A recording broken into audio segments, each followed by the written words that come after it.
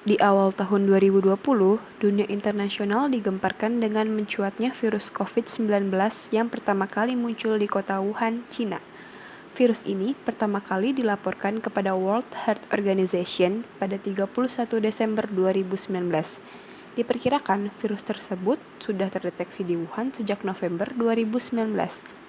Virus ini diketahui pertama kali muncul di pasar hewan dan makanan laut di kota Wuhan. Sejak ditemukan kasus pertama, hingga 21 Januari 2020, sudah ada 218 warga Cina yang terkena virus corona dan 4 orang dinyatakan meninggal.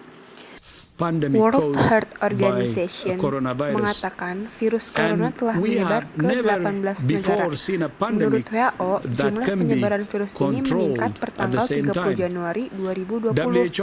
Data tersebut menyebutkan sebelumnya hanya 15 negara yang terkonfirmasi adanya kasus COVID-19.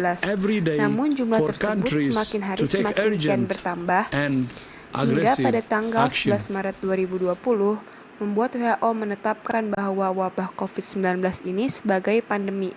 Penetapan pandemi dilakukan karena persebaran virus COVID-19 secara geografis sudah berdampak hingga 114 negara di dunia.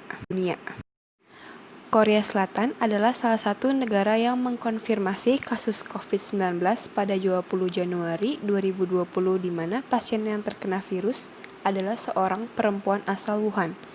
Sampai pada 16 April 2020, jumlah kasus COVID di Korea Selatan mencapai 10.613 jiwa.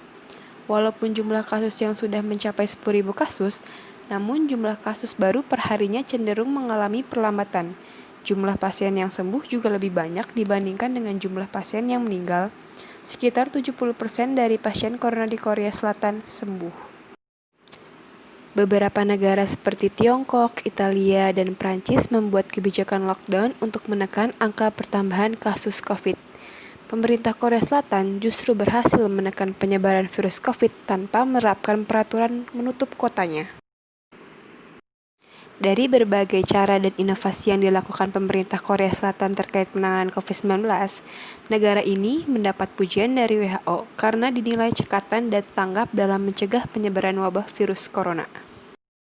Lantas, bagaimana kebijakan pemerintah Indonesia untuk menekan penyebaran virus COVID-19? Telah memutuskan dalam rapat kabinet bahwa opsi yang kita pilih virus corona adalah yaitu dengan menerapkan pembatasan sosial berskala besar atau yang lebih dikenal dengan PSBB. PSBB adalah pembatasan kegiatan di tempat umum dan fasilitas umum dalam bentuk pembatasan jumlah orang dan pengaturan jarak antar manusia. Namun, hingga bulan Juni 2020, saat ini angka kasus wabah virus menunjukkan peningkatan yang sangat masif dan belum terlihat adanya penurunan kasus di Indonesia. Kurva angka kasus COVID-19 pun sama sekali belum menunjukkan kecenderungan menurun. Hingga tanggal 19 Juni 2020, sudah terhitung 42.762 terkonfirmasi positif dan 23.625 dirawat. Pemerintah Indonesia dalam menangani permasalahan wabah COVID-19 berusaha melakukan kerjasama dengan negara Korea Selatan yang dianggap berhasil dalam menekan kurva pertambahan kasus corona.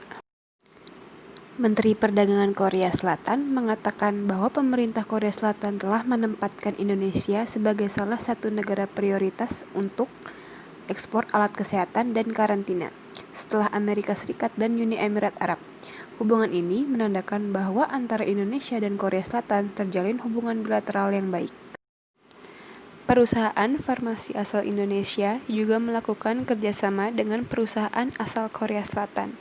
PT Kalbe Farma melakukan penandatanganan nota kesepahaman dengan Genexin, suatu perusahaan obat biologi dari Korea Selatan untuk mengembangkan vaksin coronavirus atau COVID-19. Kalbe dan Genexin sepakat untuk melakukan uji klinik di Indonesia, yakni pengembangan vaksin DNA terhadap virus corona.